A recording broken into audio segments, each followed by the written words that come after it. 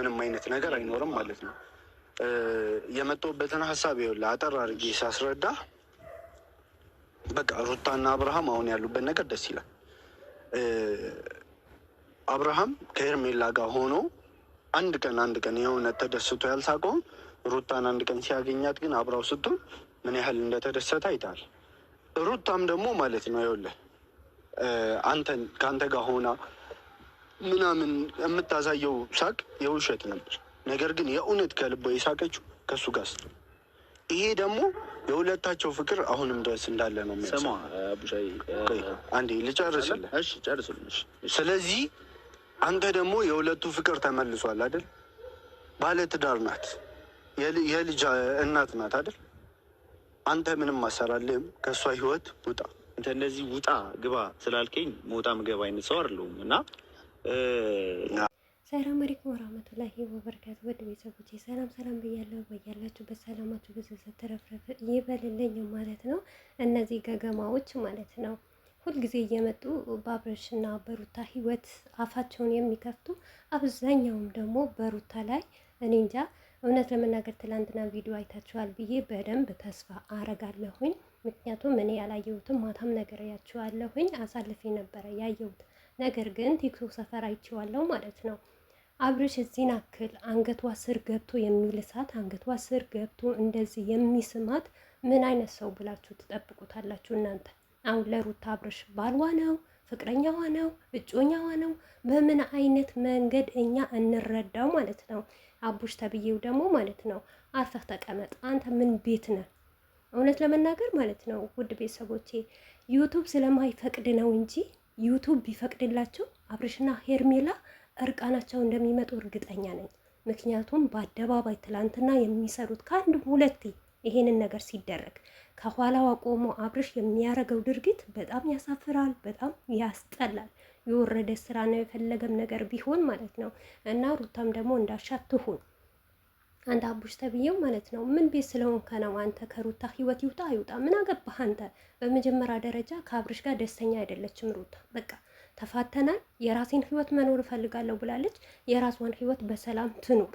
ይህንም ስላችሁ የሴት ክብሯን ዝቅ እያደረገች ሳይሆን ልጇን እየጠበቀች መኖር ትችላለች። ግን ደስታን ከህይወቷን ውጪ ማለት አትችሉም። ምክንያቱም አብርሽ የሚያደርገው አብርሽም እንደዚሁ ከመሬት ተነስቶ ሩታ ከሆነ ሰው ጋር ስትሆን ደስታዋን ስታሳልፍ የራሷን ህይወት ስትጀምር ለምን ብሎ ቤቱን ያንቀጠቅጣል፣ ይጮሃል፣ ይሳደባል፣ ሩታን ዝቅ ከፍ ያደርጋል። ለራሱ ጊዜ የሚያደርገውን ምንም ነገር አይመስለውም ማለት ነው። እንደዛ ከሆነ አብርሽ ለምን አይቆጠብም? እና ሩታ ብቻ የምትቀጣበት ነገር ሩታ ብቻ የምትሰበርበት ምክንያት ምንድን ነው? ምክንያቱ እኔ ያልገባኝ ነገር ማለት ነው። እና ከተሰሩ ቪዲዮዎች በሙሉ ከዚህም በፊት የሚያስጠላ ቪዲዮ ተሰርቷል። ትላንትና የተሰራው ቪዲዮ ምን ይሉታል? ግንባር መሳሳም፣ ይሄን አክል መላላጥ፣ አንገትን መሳም፣ አንገትን መላስ። በዚሁ አጋጣሚ ሩታ ያላ ይሁንሽ። እውነት ይሄ ራሱ ይህንን ስራ ፈቅደሽ ከሆነ አንቺ በጣም እኔ እንጃ አላቅም። በሽታም እኮ አለ ቤተሰብ ይህንን አክል በዚህን አክል መላላጥ ማለት አብርሽ እኔ እንጃ መጨረሻው እኔ የአብርሽ ነገር አሁን ናፈቀኝ። የአብርሽና የሄርሜላ ነገር መጨረሻው ናፍቆኛል ማለት ነው። ምክንያቱም አብርሽ የሚያስበው ምንኛውም ነገር ይሁን የወረደም የዘገጠም የወጣም የወረደም ነገር ይሁን ብቻ ብር ያምጣ ዶላር ያምጣ እኔ ምን አገባኝ ሰርቼ ብቻ ለምንም ሰውንም አልገልም። የአብርሽ ሀሳብ ይሄ ነው። የፈለገም ነገር ቢሆን አብርሽ ሰርቶ መለወጥን ብቻ ነው የሚያስበው ማለት ነው። ሰርቶን በመለወጥም ደግሞ የሰው ልጅ ስነ ስርዓት ሲኖረው፣ ጥሩ ተግባር ሲኖረው፣ ሰውን ሲያከብር፣ አባት እናቱን ሲያከብር፣ ኦዲየንሱ ሲያከብር መልካም ይመስለኛል ማለት ነው። ምክንያቱም ብር በተለያየ ነገር በውሸት በድራማ በዝሙት ልጅን ዝቅ እያደረጉ ሚስትን ዝቅ እያደረጉ አንድ ሴት ፈረደባት። በቃ ትዳሯና ቤቷ ስለፈለገች አፍቅራ ስለመጣች በቃ ምን አባሽን ይረግጥሻለሁ ማለት ደግሞ በጣም ያስጠላል ማለት ነው። በጣም ይደብራል ማለት ነው። በዚህ ናክል ማለት ነው። እና አቡሽ ማለት ነው ተከብረህ ቁጭ በል ማለት ነው። አንተ የሚያገባህ ነገር የለም በሩታ ህይወት። እንደውም አንተ ውልቅ ብለህ ውጣ። ደስታ ሳይሆን አንተ ውልቅ ብለህ ውጣ። አፈቅረዋለሁ ካለች ከተዋደዱ መብታቸው ነው። ምክንያቱም እናንተም የምትፈልጉት ሄርሜላና አብርሽ ይቀጥሉበት ጀግና ነው። ይሄንንም ስራ እየሰሩ ማለት ነው። እሺ ባለትዳር ወንድ አብርሽ ዛሬ ሄርሜላ ጋር ሲመጣ ሌላ ስሜት ያሳያል፣ ሩታ ጋር ሲሄድ ሌላ ስሜት ያሳያል። እንዴ ሁለት ወዶ እኮ አይቻልም። ከምር ከአንዷ ጋር መቋጨት። ምክንያቱም እዚህ ጋር ሄርሜላ የፈለገም ነገር ብንጠላትም ሴት ልጅ ናት አይደል? ሴት ልጅ ናት። ልትወደው ትችላለች፣ ልታከብረው ትችላለች፣ ቦታ ልትሰጠው ትችላለች። ነገር ግን እሱ እንደፈለገ የሆነ መጫወትም የለበትም። ሩታም ላይ እንደዛ ማለት ነው። ምክንያቱም ምርጫ የራሱ ነው።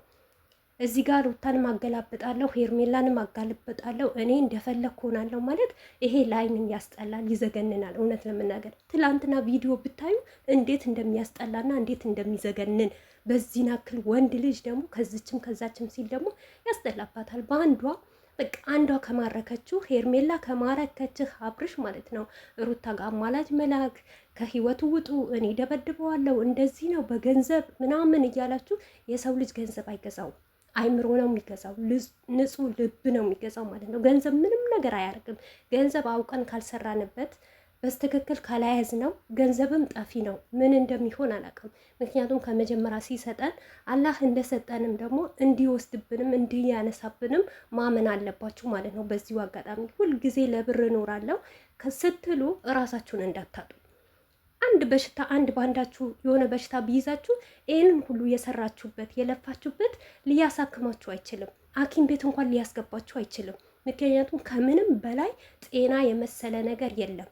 ጤና ካላችሁ የትም ሽንኩርት እንኳን ቲማቲም ቸርችራችሁ ትበላላችሁ። አይደለም እንደዚህ በጣም ብር እያገኛችሁ ብዙ ነገር እያገኛችሁ ማለት ነው። እና ምን አለ መሰላችሁ ይሄንን ነገር ያልኩት ትላንትና አብርሽ የሄርሜላን አንገት እንዴት እንደሚልስና እንዴት እንደሚስማት አይቺ ማለት ነው። በጣም ነው የዘገነነኝ። እሱ ለጥቅሙ ነው። ምክንያቱም በዚህ ናክል እኔ እንጃ ያየው ሰው እንኳን ምን ቆይ እኔ ህሌና የአብርሽ ህሌና ማለት ነው። ይህንን ቪዲዮ እንግዲህ አብርሽ አይቶት ነው የሚለቀቀው። አብርሽ ፈቃደኛ ሳይሆን አይለቀው። ግን ሲያየው ምን ይሰማዋል?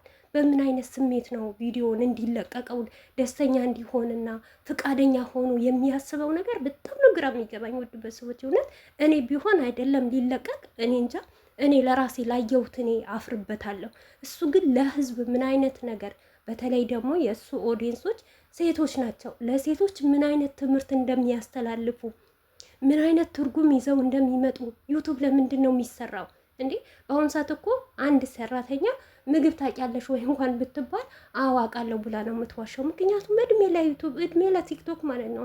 ማንኛውም ነገር ዩቱብ ላይ እየመጣችሁ ሰርች ብታረጉ ታገኙታላችሁ። በሱ እያያችሁ ትሰራላችሁ። እነዚህስ ግን የኛ ልጆችስ በተለይ ደግሞ አብርሽና ሄርሜላ የሚያስተምሩ ነገር የሚያረጉ ነገር እንዴ በአደባባይ ሴትና ወንድ እንደዚህ ሲላላስ ለምን አንድ ላይ አልጋ ይዛችሁ አትመጡ?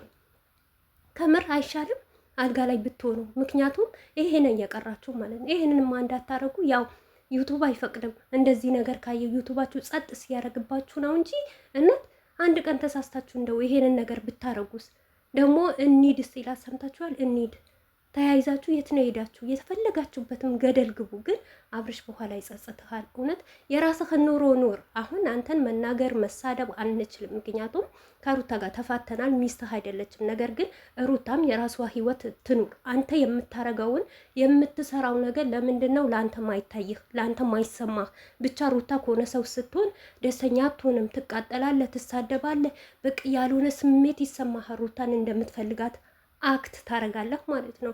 ግን ሩታስ ዝም ብላ ቁጭ ስትል እሺ በቃ እሱም ስነ ስርዓት ይዘዋል እኔም ስነ ስርዓት ይዤ ልቀመጥ ስትል አንተ ሌላ ስሜት ነው የምታሰማው። በዛ ላይ ደግሞ በአንተ ባመጣሃቸው በዙሪያ ያሉ ሰዎች ማለት ነው በቃ ከእሷ ጎን የሆኑ ሰዎች እሷ ደስተኛ የሚያደርጉ ሰዎች ሩታን እንዴት ደስተኛ ያደርጋሉ ብለህ አማላጅ እያልክ ያንም ትልካለህ። ደስታ በህይወት ዋይውጣ። ይሄ የሚላ በብር ይገዛታል። ሩታይ በብር አትገዛም።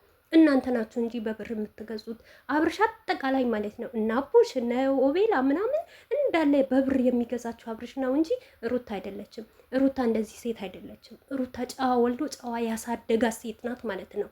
ማናችሁም ቢሆን ማለት ነው ወጣት